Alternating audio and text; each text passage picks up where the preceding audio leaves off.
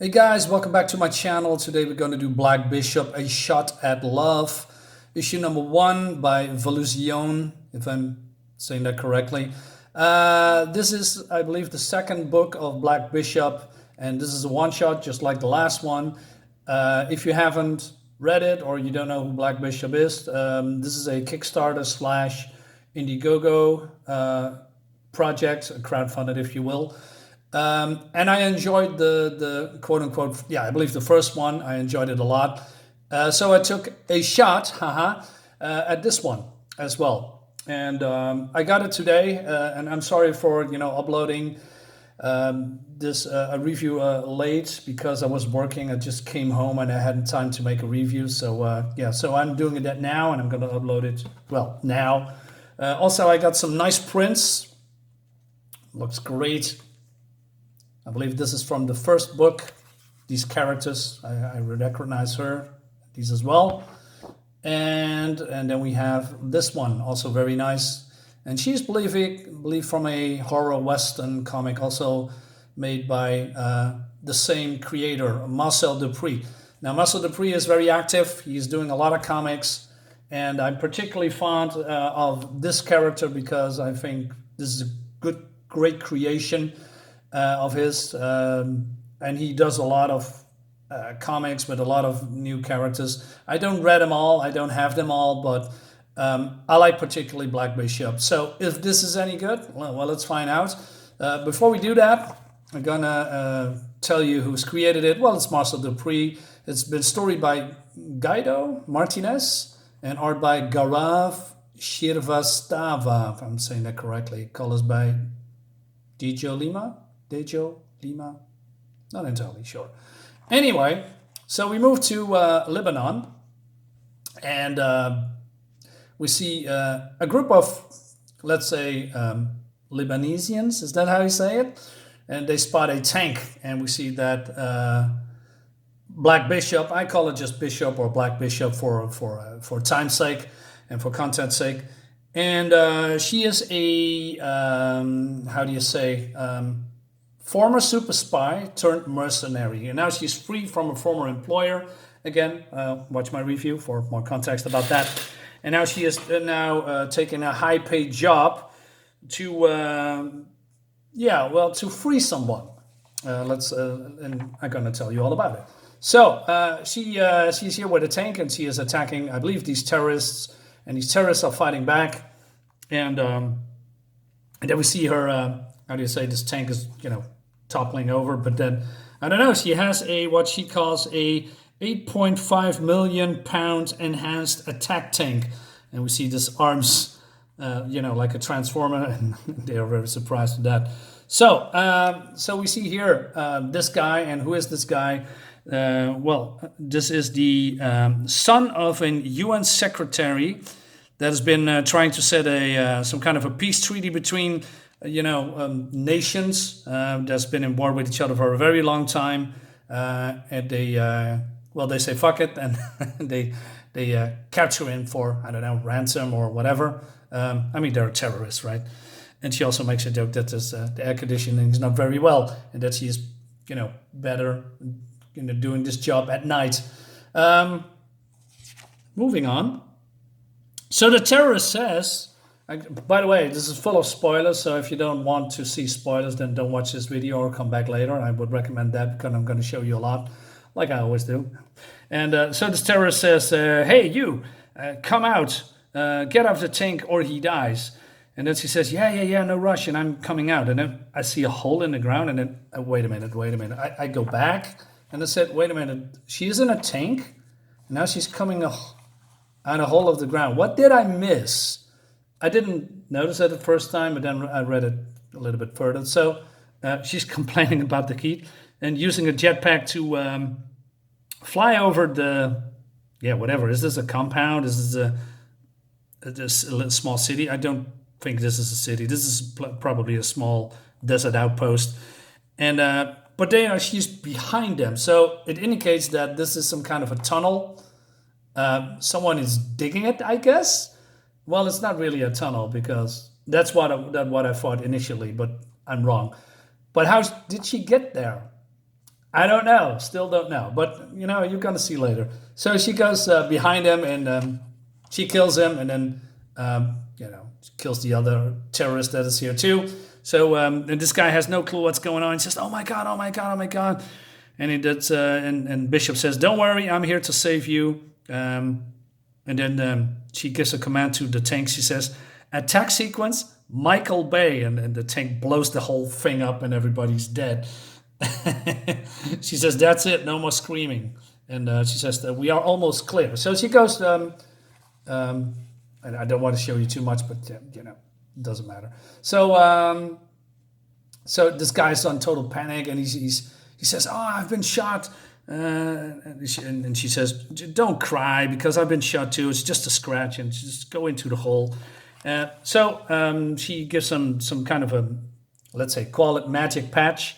Because the fun thing about Black Bishop is that she has a lot of gadgets, which reminds me of James Bond, or maybe even Batman. I mean, Batman has a lot of gadgets, but I'm not reading Batman anymore. Does he still does thing with gadgets? I don't know, but yeah, she cannot do high paid jobs, and with that comes a certain kind of benefits.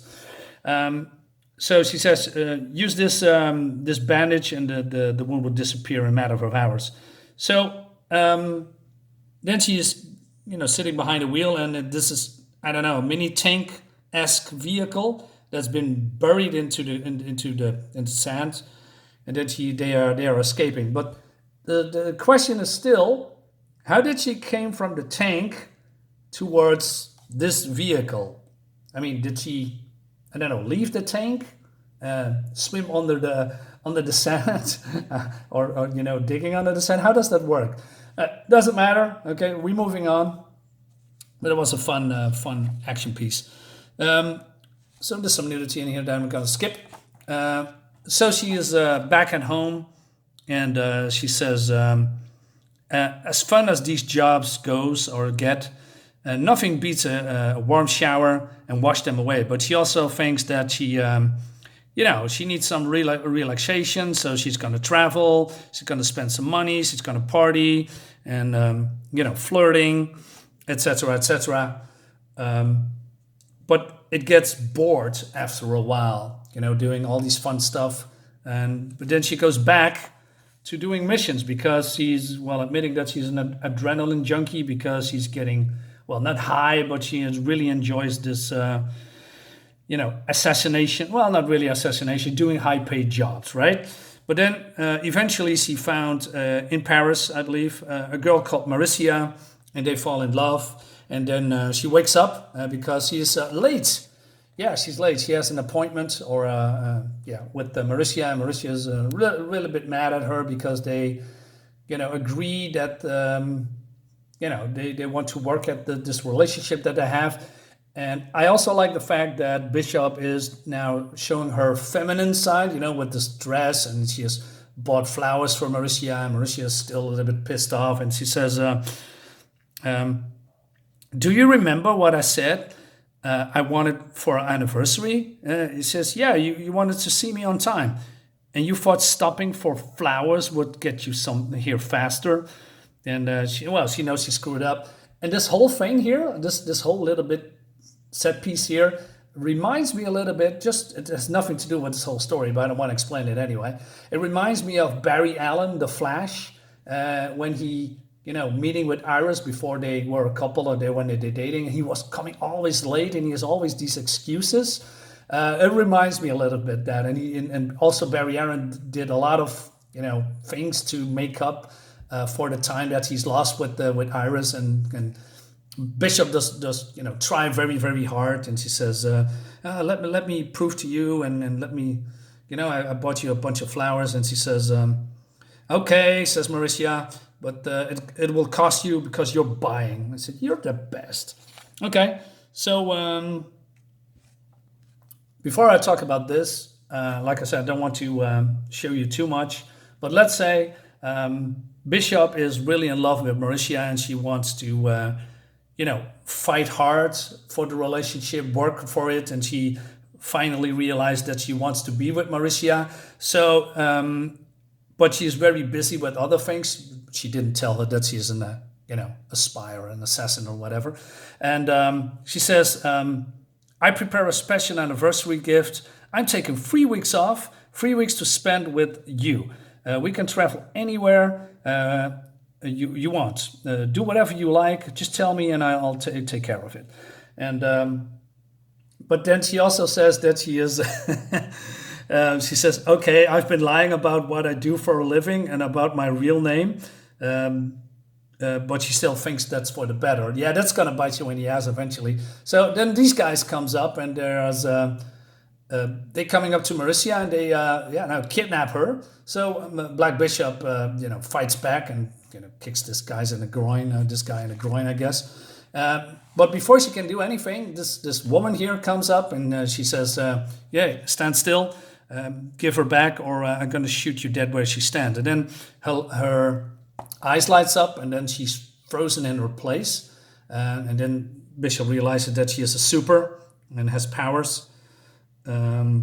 So they are getting away, but and then she changes into very madly because she's angry that this happened. So she changed into Black Bishop, and then there's a voice, and this guy is in a room with bodyguards, and he says, I am Count Olin, a representative of the Kingdom of Vastal. We want to help rescue Princess Marissa. And she says, what? Okay, that's actually a very nice twist. I didn't see that coming. So they are talking about, who they are, where they come from, what the politics is of that. Not really politics, but, talk about, the whole country and about that. There's a couple of people, they want to dethrone their king and their nation wants to get recognition of the UN, but, a lot of people are against that. So there's a group of people there, terrorists, let's call them terrorists, and they want to remove the king because what they see them as, how did they word it? As a outdated monarchy and not fit for the modern world, even denying all that he has done before for the nation. But she's getting annoyed about talking about all the politics and other stuff. She says, do you know where they're taking Marissa or not? Again, I like the little bit of aggressiveness that she is shown here. It's seen. This is a real strong female character, but then in a good sense of the word, instead of this whole pandering to the crowd that modern comics are doing now. The count. I'm sorry. He says, and I find that particularly weird. He says, yeah, the princess activated a panic button on her watch as she was being abducted and we lost the signal. But she has been able to identify one of her captors.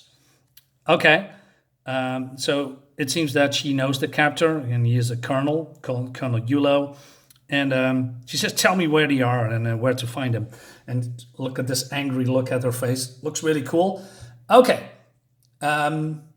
Maybe I read that wrong, but a panic button on a watch. So now I'm a little bit nitpicky. So I go back, So I go back and okay. So we see here Marissa.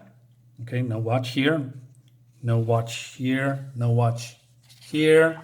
Where is it going? No watch here. So she doesn't have any watch. So when did she push the panic button? Again, nitpicking, but it's a little bit sloppy in my opinion. But yeah, okay.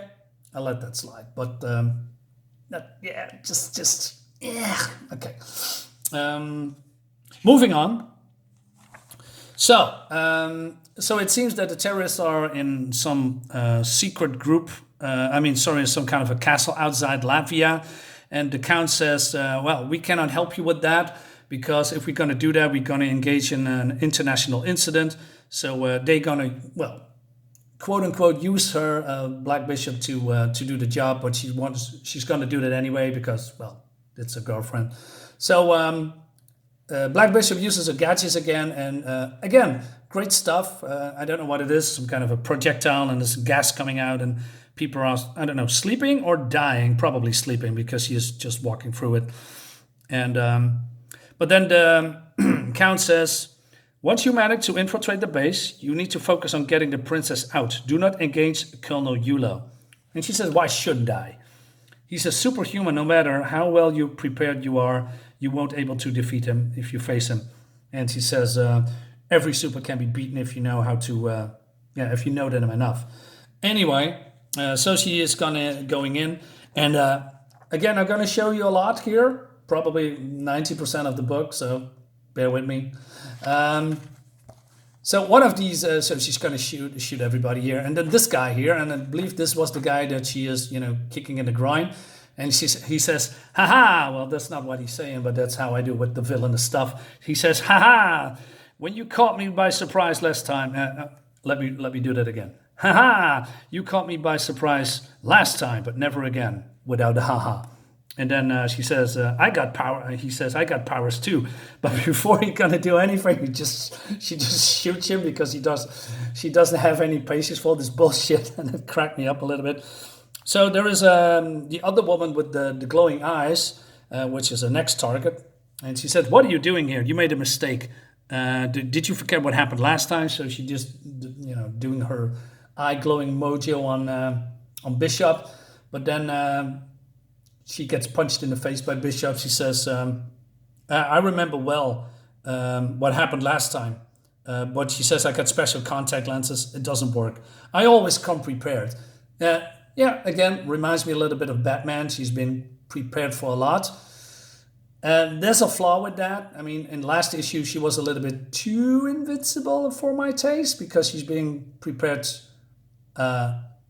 over-prepared maybe. And it happens here as well. Again, it's not really a nitpicking, but the balance is here better than in the last issue. Let's leave it at that. And so then they have a fight, and because he said, I got more in me than just my powers, and then they did some research about her and who she is and what her powers are. But, Black Bishop, she's a formidable opponent, and she just kicks her in the face. And Black Bishop says, you went after the wrong princess, Bowsette. And I believe there was a reference to Mario and Bowser. Now I have to kill you and then find her myself. But before she does that, Jesus, my English, Colonel Yulo, is it a colonel? I believe it's colonel, right? Did I say that correctly? Comes here. When it comes to the look of the whole terrorist thing, I find it a little bit generic, but again, nitpicking, but, could be, maybe a different, no, the color is all right, just more like generic superhuman guy, terrorist. So he says, let her go. The princess is in the room behind me, but I can't let her take her. She's the key to our nation's freedom. But Bishop says, just spare me their self-righteousness. She's an innocent hostage, and you are terrorists. But then Yulo says, is it Yulo? Let me look that up before I say something stupid again.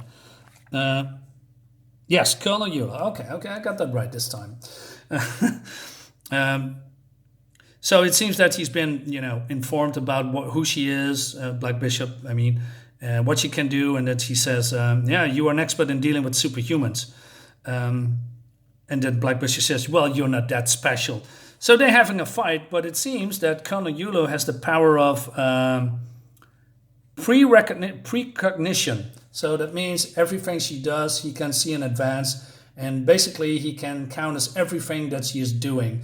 And she has a very hard time, hitting him because that's not, she can't, because somehow he can see a little bit into the future. So she gets her ass kicked, and Yulo says, no matter how good you are, you moves, or how good your gadgets are, I always know how to react. I always be several steps ahead of you. Now, any last words? And as he says, no, but maybe you do. And then Yulo reacts. He says, what the hell did you do? Now, Bishop explains, you can see it, right? What's going to happen if you shoot me. Before I stormed in, I set up a multiple charges that will go off if my heart stops. They will also go off if I don't defuse them in 7 minutes. The only way you get to live is to let me take the princess. Um, then she also, belittles him a little bit. She says, you may be some steps ahead, but you couldn't see the finish line. So Yulo, what's the word I'm looking for? Gives up? Is that the word? Or, retreats? Maybe, yeah, something like that. So he says, Mayla, that's this girl, says, evacuate the base, meet me at the rendezvous point 3. And he says, well played, Black Bishop. So they are going away.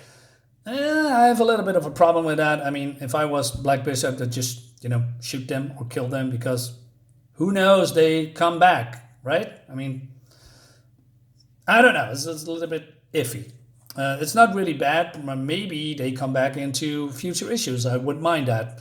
I mean, you don't have to kill everybody, but still. I mean, they kidnapped your girlfriend. So, yeah. Okay. Moving on.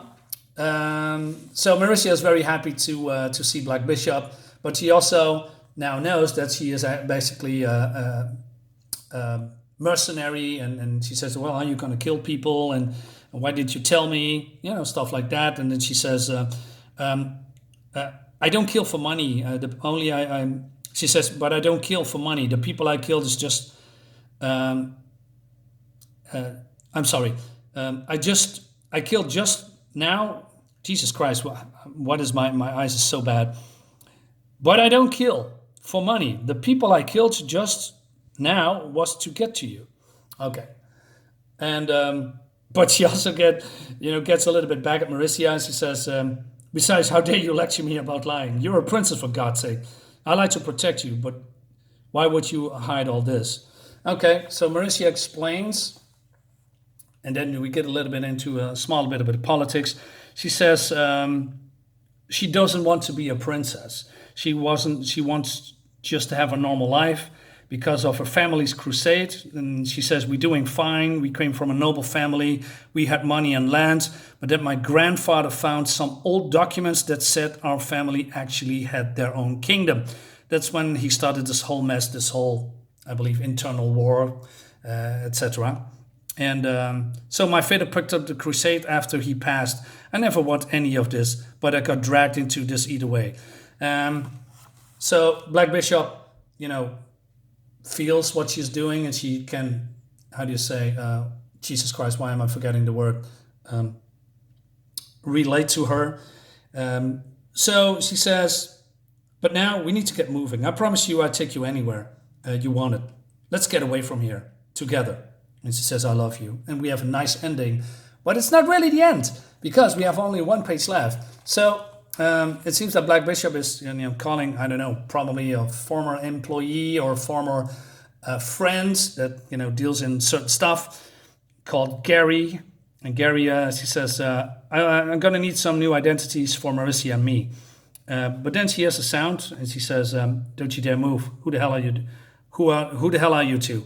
So we're getting introduced to, I don't know, maybe some shadow operations, and they have an offer for her. And the offer is that she, not needs to join, but, they're offering a job at Project Shadows. And they also say, how would you like to have a permanent job doing what you do best? So Project Shadows is the next book, I believe, for Marcel Dupree. And I saw some previews of that and some art. Looks really good. It's some kind of I believe an assassination team or spy team or super team or whatever.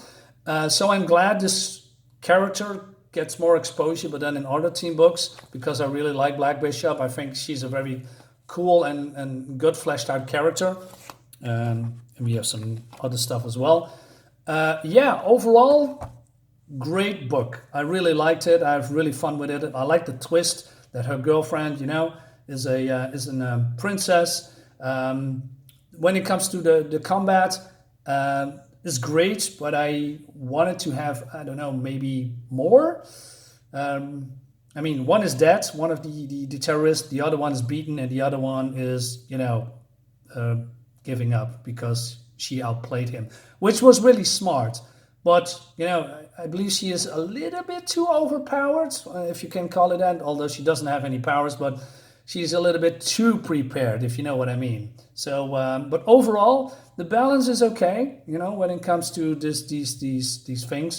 And I'm looking forward to another Black Bishop book, or in the team book. So I hope there will be another Black Bishop book. Guys, thank you so much for watching. Hope you like the video. Give me a like, give me a share, subscribe to my channel, leave something in the comments. I see you next time. Bye-bye.